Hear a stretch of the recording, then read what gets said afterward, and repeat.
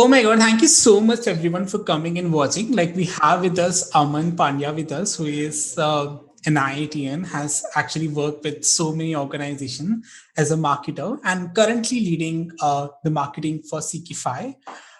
So hi Aman, how are you? How is everything going? How is your life going? Hi, Saurav. Everything's going well. Just a correction. I don't think I've worked with marketing for multiple places. I have just accidentally stumbled upon marketing. But yeah, Okay. as you rightly pointed out, right now I'm working on the growth function for CQ. All right.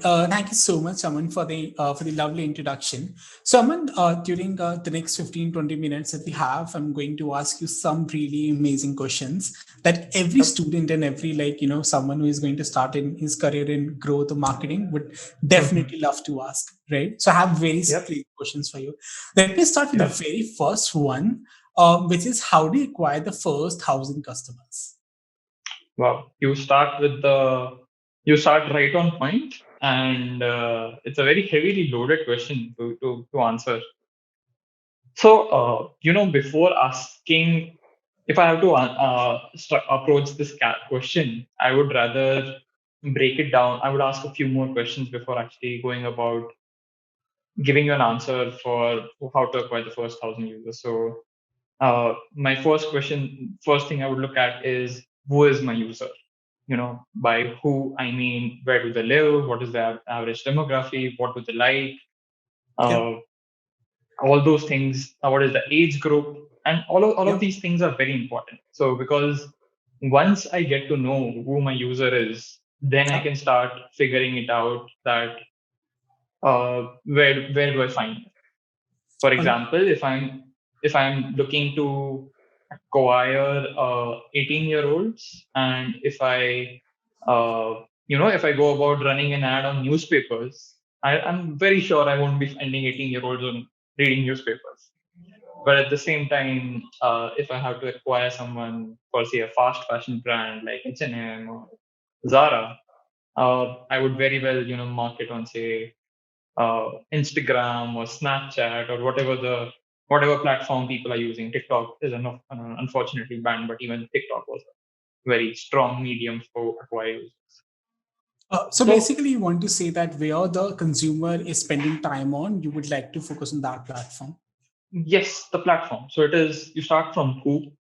Of course, way before that comes the why, but I'm sure that people have figured out why they're acquiring users for a certain objective. But after why comes who. Based on your definition of who your user is, who your ideal customer is, you go to where do you find such users. It can be on digital platforms, it can be on offline channels, it can be college sponsorships.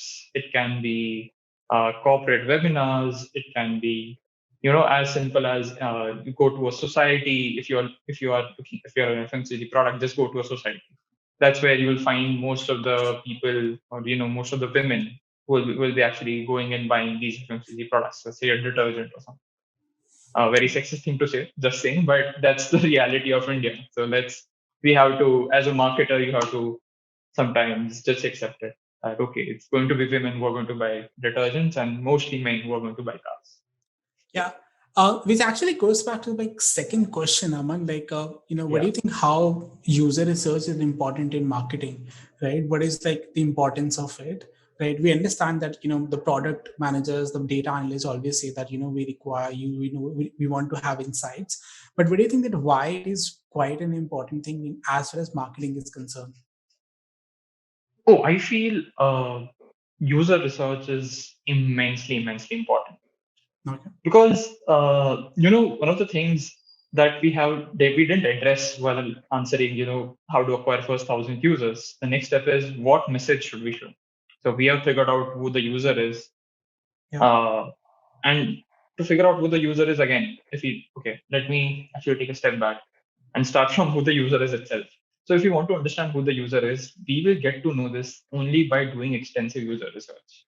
It Okay. can be in form of surveys. It can be in form of, you go and talk to the user in person. You Yeah. do some uh, do some focus group experiments, and these you can, and then you can marry these qualitative aspects by throwing traffic and then understanding the user behavior on your website or on your store or whatever it is, and then you can capture marry both the qualitative aspects of, say, your website behavior or store behavior, and that with the the quantitative aspects with the qualitative aspects that you've collected from focus group and surveys.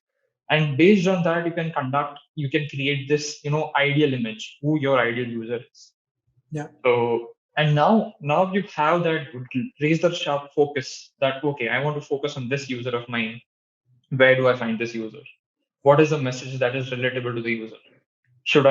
What should be the hooks I should create to get the user? Should it be on the television? Should I talk about cricket, or should I talk about politics, or should I talk about what is the latest fashion trend? So Yeah. all of these characteristics can be extracted only and only by talking to users directly, understanding their behavior, noticing them, putting yourselves in their shoes, and any, be it product, be it marketing, be it anything, once you put yourself in a user's shoes, uh, you are very sure, you can be assured that you're going to solve their problem, because when you put yourself in user's shoes, you will solve a user's problem, and that's the overall function of, say, product or marketing, that you solve a problem and derive some value out of it. Awesome. That's very interesting answer. I would say, Aman. I mean, I have like so. I think in the coming days, like in fact, in the current scenario as well, in the Yeah. marketing is not only just about the advertisements that you do. It has of course grown a lot, Yeah. and performance marketing is a thing here, right? Yeah. There are like specialized performance marketers, very highly paid people. Yeah. First, I would like to ask you who actually is a performance marketer and what is the role of a performance marketer in the current times? So to answer that in a very strict traditional way, so Yeah, if you again go back to the basics of marketing, there is the discovery, then there is the awareness, and then there is this marketing funnel, the 5 steps of marketing. Then after discovery, awareness, there is conversion, then there is repeat rate, etc., etc. So then there are these channels. So as a performance marketer, you are very, very focused on the conversion aspects. So performance marketing is the one who will be chasing the growth numbers in yeah, all likelihood. So performance marketer will likely be someone who will be driving app installs or website purchases, or if a user is doing any particular action on the user. For example, this is becoming slightly academic in nature. I would rather go back to my past experiences. So when I was working with the urban company in the growth space, our objective, everyone knows how urban company works, so I won't go into the details of it. But our objective was to get users who would not only install the app, but instead go ahead and book the first service. yeah. We had gone actually that deep into the funnel to define who our user is. Okay. And this the entire mechanism of how you do it, the technology which is there available to us, to how do we drive this conversion, it comes under the ambit of performance marketing. So there are other aspects of marketing as well, say our social media, which is mostly oriented towards discovery, awareness, and the brand factors. But a performance is about the hardcore numbers. You go for growth, you go for users doing a particular action on your digital property or on your offline property. That's your metric for performance marketing. Yeah, I totally get that, and it's also very hot profile these days. Yeah. Wanted to know like what are the skill sets required to become a performance marketer? Let's say that I am a third year or a second year college student, right? Yeah. What do you think are the skill set that I require to become a performance marketer? Uh, so even that can be so for even for me, I was, as I mentioned earlier, I have been an accidental marketeer, be it in performance space or growth space. Uh, I think what is most important is having a user first mindset. Think how a user is thinking. Think how they are behaving either on Facebook, either on Instagram, either on Google search, Yeah, or any of the platforms that you're using. It can be, so having that user centricity, having that razor sharp focus on how the users are behaving is one of the most important factors. Yeah. The second thing, what is needed is, of course, being very, very sharp with numbers, because Okay. you are driving growth. It's at the end of the day, what you'll be looking at is how much money is spent, how many users you've acquired, what is the CAC, what are the different actions you can take to reduce the CAC or increase the budgets. Yeah. So depending on what your overall corporate objective is or what your business objective is, it can be sometimes like, you know, let's just scale first. So we just scale to a 20 lakh budget and then we go about optimizing it. Okay, so that's being very, very sharp about numbers. If you're working with a fairly bigger company, a Mhm. performance marketing team can work in budgets of crores of rupees a month. Okay. And so the third point is that being familiar with technology and the tools and which are available. So Yeah. in a modern day, you will not only be interacting, if you're looking at specifically at performance marketing, you will not only be interacting with, say, the ad platforms, but then there is also, Yeah. say, a Google Search Console, Google Tag Manager, Google Analytics. There are some other tools for repeat re-engagement and to drive repeat behavior. So there are tools like CleverTap. You need to be aware if you are working in the app space. There are also other tracking tools like AppsFire and Branch. So you need to be very, very fluent in technology first. If so at the end of the day, because a lot of marketing is moving towards some of these digital platforms, and you need to be, Understanding of the tech yes, platform, so the analytical tools, exactly, you need to understand Firebase, right? All yeah, these things. exactly. All right. But how does like a college student like? So I absolutely agree that having an understanding of this is important. But how Mhm. does someone start for it, right? Like Yeah. I let's say that I can't just go to the company after my graduation. I can say that I would like to handle the gross or budget, right? I probably have to have some kind of experience to it. But let's say that I want to start my career in performance marketing. Mhm. What? How do I get started in college, right? To become a performance marketer? Can I just Uh, run a so, website or a Shopify store? Anything that you would like to say? so basically, you can start with some online courses. To be honest, so there are Okay. enough courses on, say, various popular platforms on the internet, which Okay. will teach you uh, how to go about doing digital marketing, how to use Yeah. Google Analytics, how to understand marketing analytics, etc., etc. In fact, even Google has a very extensive library of your research or learning material on how to go about doing digital marketing. So there is Google has its own uh, content library, so does Facebook. So these platforms itself, even if I'm not wrong, even Google gives its own certifications that, okay, Okay. someone is certified to use Google AdWords. And a lot of it is free. Some of it is, of course, paid, but a lot of the learning part of it, the knowledge part is free. So you can learn for Okay. free. Maybe you might need to pay for certifications, but that's Yeah. how the world works. Uh, All right. so yeah, that's a great way to start. One other way I would say is get in touch with seniors or some of the people who are, who can act as your mentors or guide you through what you need to do. Uh, so Okay. that is the second way. So having a good mentorship, having a good, someone to guide you through this field is of course very, very helpful. And the third thing I would say is at the end of the day, you won't learn it until you actually burn money. So uh, that's how it is. So you have to actually burn a bit of money to actually learn and improve from those mistakes. So best thing would be to get some internship at some company, uh, if not directly responsible in whatever role you can. Just being part of the team will help you, understand what is needed, what is the kind of agility needed, what is the sharpness needed when it comes to numbers, what is the precision needed when it comes to defining an audience. So these are the kind of things that people will learn only when they are at the job. Some of the things will come only after, and in general this is a very experimental it's a very experimental world, so a world of digital marketing or performance marketing. So you run multiple experiments, you learn from them and try and improve from them. So that's how it works basically. Okay. Iterative process. Yeah, this is very interesting answer.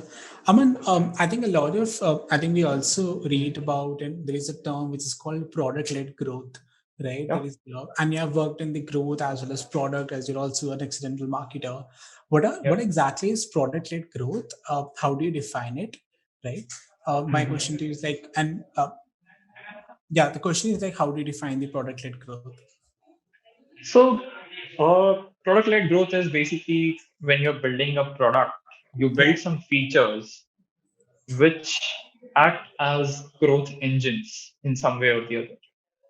So basically, you don't have to spend on ads. So you get your initial set of users, and these users, via some of the actions they take on the application or some other thing, while some of the actions they do on product, that actually drive growth. Let me elaborate on this in terms of examples.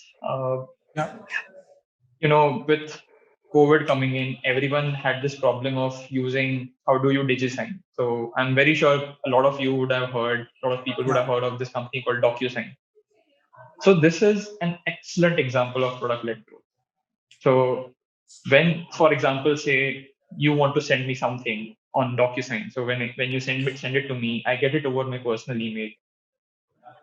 It's very personalized email. I click on it, I get redirected to the DocuSign website. I don't mhm, need to sign up. I don't need to do anything. I just go through the agreement. I do the final signature and submit it, and both of us get the final signed copies. oh, So over yeah, here, you look at the steps. Uh, I didn't have to, I was there was some work or there was some intent behind using DocuSign in the first place. We wanted to share an agreement, but I got discovered about the product just because of a product feature wherein you send me and you send it on my email ID, and that's when I get to it. See, the entire part of discovery, awareness, plus I got to use the product. I saw it in action, and I saw how seamless was it. So yeah, this entire journey, basically it's very this entire journey got completed just because we had to do. There were a few product features which enabled us to do these things. Another good example is out of Calendly. yeah, Not very popular among college students, but yeah, a lot of people use it for scheduling meetings or interviews, especially when you have to interact with people from different companies or different organizations. yeah. So Calendly acts as a great tool. Again, a very good example of product-led marketing, product-led growth. Mhm. So yeah, these are some of the examples, and I feel as and when we grow. So even LinkedIn is an example to make it familiar. If you look at it, the LinkedIn profile can be shared very easily, Yeah, and it acts as a replacement for resume. That's a great example for product-led. At least the yeah, awareness and everything is done. So I feel going ahead as the companies will scale, the best companies which will survive are not the ones which will spend a lot of marketing dollars, yeah, but they will rather invest those dollars in building those features, getting those teams that will build the engineering and get those product managers and get the product growth managers together in a room, yeah, build those features so that you don't have to keep on spending marketing dollars to get new users. You get yeah. your initial quantum of new users, and they will be the super spreaders, so called, in growth of your company. It's very interesting. I think, of course, right. Yeah, Instead of spending your dollars on the marketing, it's better to spend your dollars on the product, right? So that it's always a better yeah, experience for the customer. Got it. So I'm gonna have like a last one small question to you. yeah. So I think a lot of people there's a term called generalist and specialist, right? I want to ask in the terms of marketing, right? What do you prefer? Like, do you prefer in the current times that someone want to become a specialist in a one segment of marketing, or one should either become a generalist, right? What do you think in these terms? This is a very subjective. There is no right answer or wrong answer to this. This is a very subjective term. If you ask me for personally, I generally like to be a generalist. That also comes your objectives. I like to look at things more from a macro business objectives and see where I can contribute, what are the interesting problems that I can solve.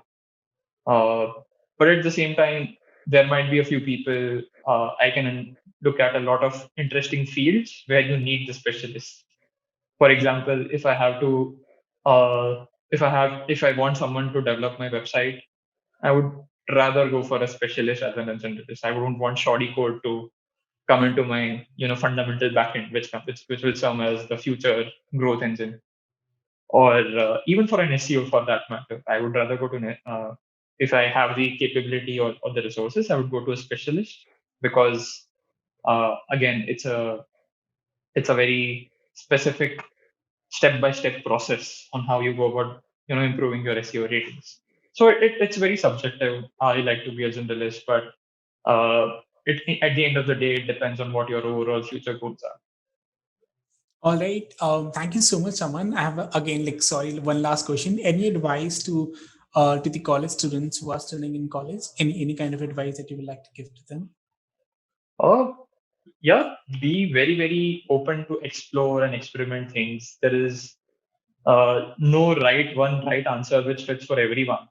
So you have to find your own right answer, and that can only happen when you are fearlessly exploring things around. See what works for you. See what kind of cultures work for you. Invest in people, invest in relationships. Be very, very ethical towards your work. And yeah, I think other things will follow. All right. Thank you so much, Aman, for the wonderful talk. I think that definitely the viewers get an idea about what exactly marketing is, and they should definitely focus on the performance marketing in the product-led growth side too. Thank you so much, Yeah. Aman. Again, thank you so much for that. Thanks a lot, Sarah. Thanks for the wonderful opportunity.